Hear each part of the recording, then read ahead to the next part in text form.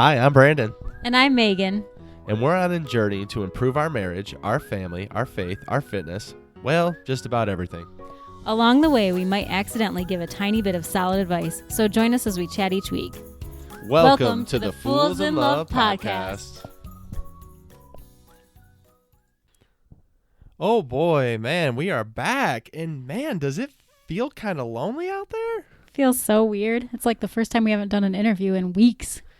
Man, it's just the two of us today. I guess we're just going to have to go with it. Let's do it. All right, well, today we're not going to use anyone by name, but actually, it wouldn't really matter. Truth. Because what we are going to be talking about is when people actually don't support your dreams. And again, we will not be using anyone by name, but again, it wouldn't really matter because no one we would be talking about would actually be listening to this podcast anyway. But we actually lived for a lot of years without much motivation or drive. And when I say that, I don't mean that we weren't hard workers, because honestly, I believe that we always have had a strong work ethic. And it didn't really matter what job we were doing or what career we were doing and whether we were happy or unhappy.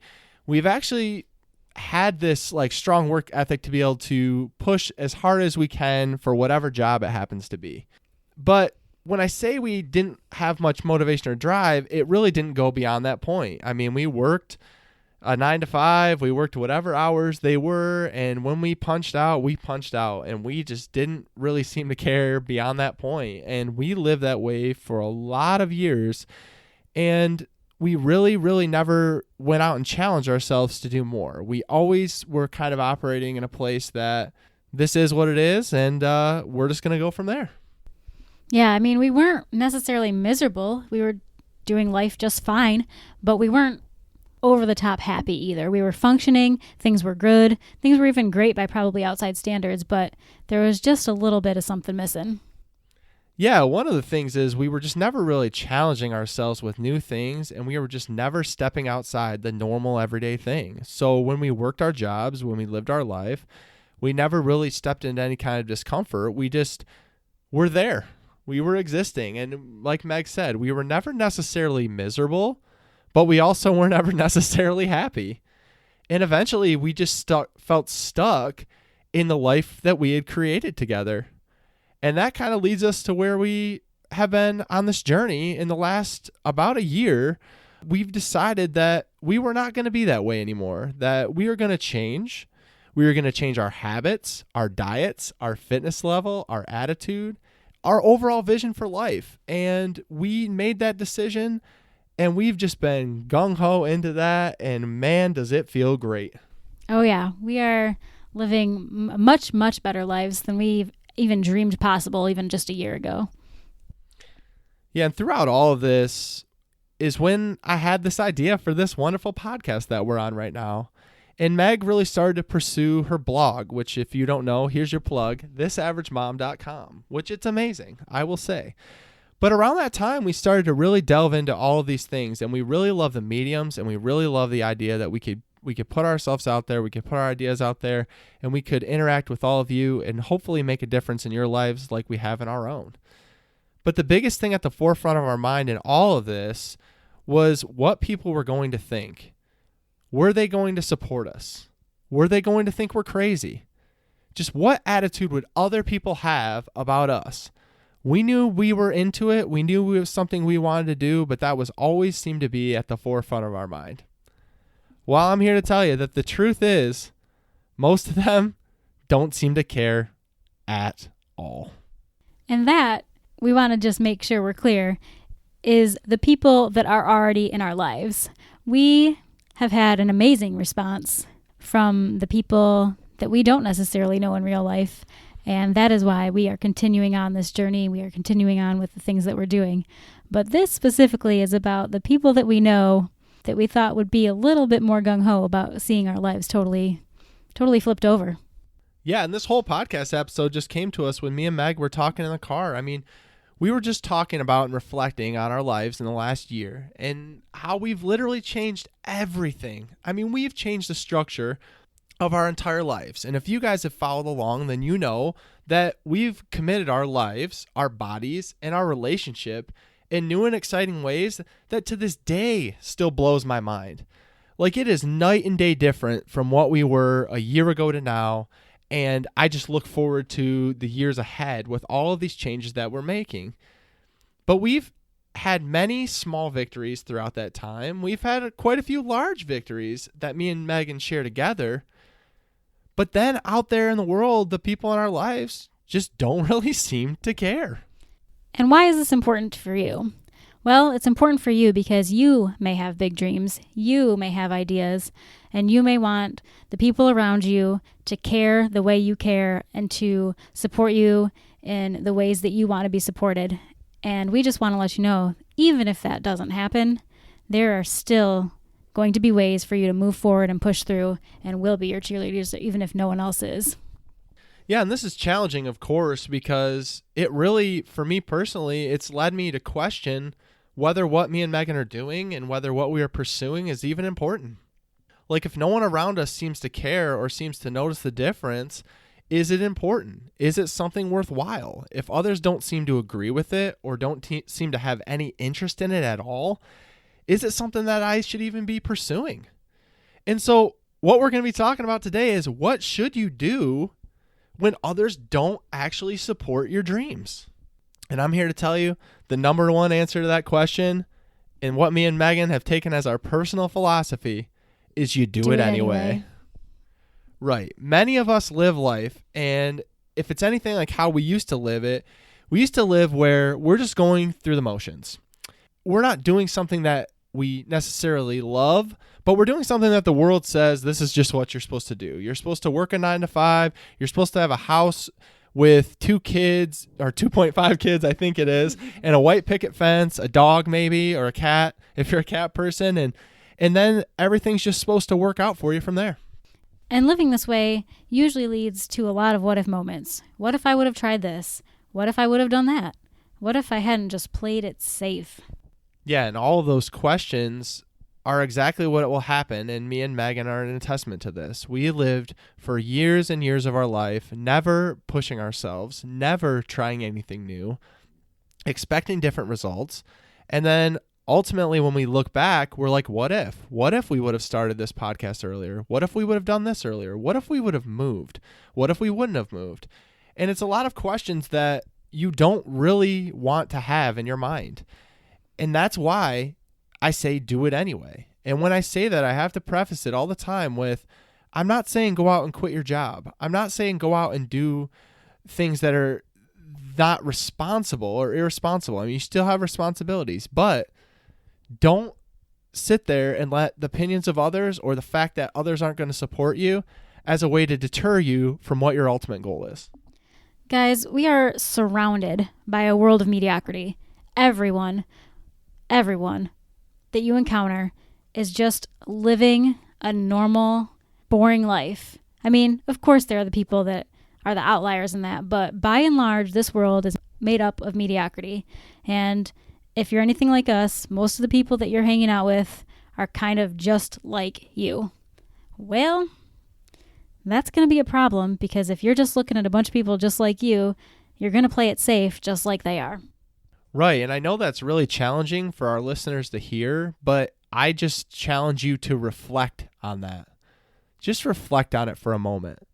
Today, when you're out in the world, just look around.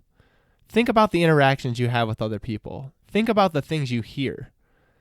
If it's anything like a typical day job, you hear a lot of people who are waiting for 5 o'clock, or they're waiting or working for the weekend. They're never in a place where they're trying to challenge themselves and put themselves out there. They're just trying to get to the end of the day so they can get to the end of the week, so they can get to the end of the month. And a lot of times, like Megan said, if you're surrounded with people like that, that's how you're going to be. And that's, I mean, there's been studies on this that the top 5 people that are around you are the person that you are. Because if you, as Rachel House would say, if you're the smartest person in the room, you're in the wrong room. But I think the reason this is because we're just conditioned to do things a certain way. And we're told Throughout life, whether you're a kid or even now, when me and Megan are in our 30s, you're told that things might be too risky, that you shouldn't step outside of a certain place, that you shouldn't challenge or do a certain thing because then you might just put yourself at risk, and that might not be very smart. And a lot of times people say it even in an innocent way, and they might not be trying to come from an unsupportive or judgmental place, but that's how it's perceived. Because if someone's going to tell you that what you're doing is risky, then that puts a seed in your mind that maybe it is, and then you begin to question it.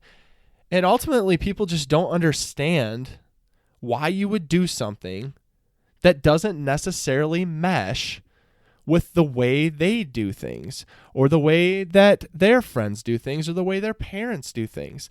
And if you go outside of that, man, are you going to find the trolls. There are going to be people there to tell you how stupid you are, how irresponsible you are, how you have no business trying to go out and pursue that. And what I love as I'm saying that is it isn't always in a direct way. It actually usually isn't in a direct way at all. That's where I was just going. Right. It's always seems to be a more subtle thing. They're not just going to come out and say, hey, you're crazy. It's just all in the attitude and how they're putting it out there. I think the most common way we've seen it is just saying nothing at all. We don't hear anyone really saying anything horribly negative that we know personally, but we just hear crickets. There's no response. I mean, we're pouring our heart and soul, and there's nothing. It's literally like no comment on. Now, that's not to say, though, that there aren't people who are super supportive. We do have several people who are showing up to listen to this podcast every week. They're reading every blog post on my blog. They're totally 100% supportive. But what we are saying is that by and large, it's silent, and it's kind of crazy when you think about it, that, you know, not that everyone has to care what we're doing or anything, but just that there's so few people that do. You would have never realized that was how it was going to play out. Yeah, and it just goes back to the idea that people inherently don't understand something that doesn't make sense to them. So if someone tells me they're going to do something and it doesn't make sense, or I can't make it right in my mind, then it ultimately must mean that they're crazy. And that's just where we go. But then what would you do in this case? If you have people around you, if you have a husband, if you have a spouse, if you have family and friends that don't seem to be supportive, or they're just giving you crickets, like Meg said, and to me, crickets just mean you can read into that however you want. So what do you do? One of the things I would suggest is you just try to communicate what you're doing the best way that you know how. So you just explain why you're doing this, or how it's been really helpful for you. And I think that goes for just about anything in life. But I also would say, don't force yourself onto people. Like, if people want to hear it, they'll ask you questions, and I would say that you can answer them honestly. But at the end of the day, there's only a few things that you can do once you do make those explanations. If they still don't seem to care, or they still don't seem to buy in, or they still aren't very supportive, you just got to keep doing it. Yep.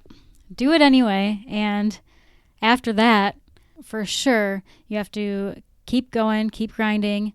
And whether they like your explanation or not, that shouldn't change what you're going to do, because you need to keep moving forward on it, period. Yeah, eventually, if you keep grinding and you keep doing it, people are going to start to pay attention. At least in me and Megan's world, like, as we keep doing it and as we keep exploring things and being in this exploratory state, people are there. I mean, they might not say anything, but people are showing up. We look at our Facebook Live show that we do every Wednesday night, and people are viewing that. People are, like, obviously listening to our podcast. I can see the numbers of people that are listening to our podcast. So people are curious, and there's always going to be a general curiosity with these things. And I think so often in the world, people don't pay too much attention, because most people, it just fizzles out. Like when people are on their next diet, which we always love to harp on, or they're on their next fad, it always seems to fizzle out. So I think a lot of people are just taking it for what it's worth on the surface level. And they're saying, well, they're probably not going to continue to commit to this. But over time, eventually, the curiosity might be there and people might begin to ask.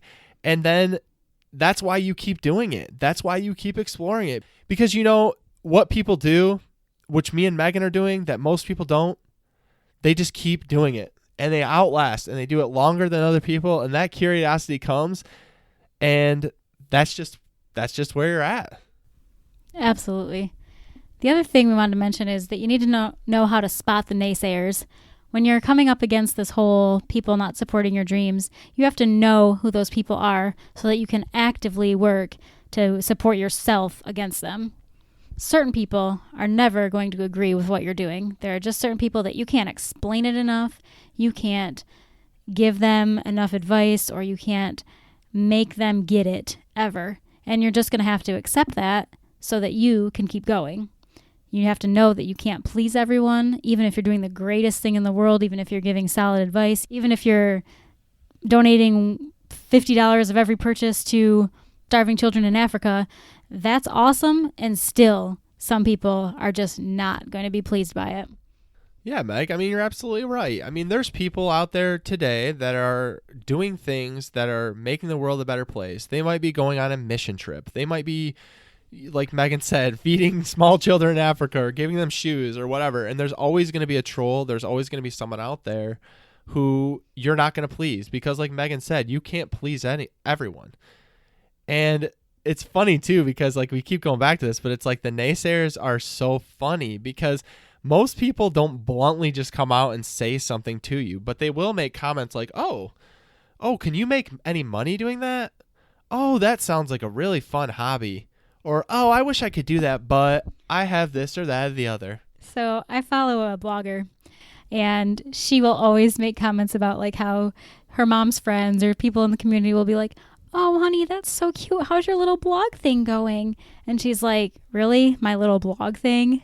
Like, I make so much money per month on this, and you act like it's a tiny little hobby, which is so funny because people just, what they don't understand, they will not support. And I mean, she's a perfect example of it because she's killing it. She is killing it in the blog world. And people she encounters still think of it as like this cute little place where she puts pictures of her kids. Right. And the bottom line is, and the one thing you can take away from this is, you are not going to please everyone, and you're not meant to please everyone. I know this can be challenging if it's your friends, especially good friends, or your family, and they don't seem to be supporting what you're doing. And it can be really challenging because you want to please everyone. As people, we're naturally trying to fit in. We're trying to please other people. But unfortunately, in the world of mediocrity that we live, you just can't do that. You cannot be a people pleaser because you're going to encounter people no matter what that you are not going to please. The bottom line is there's 7 billion people on this planet. You're not meant to have 7 billion friends. The world isn't designed for everyone to agree with you and support you. And by the way, how boring of a world would it be if everyone did? Right.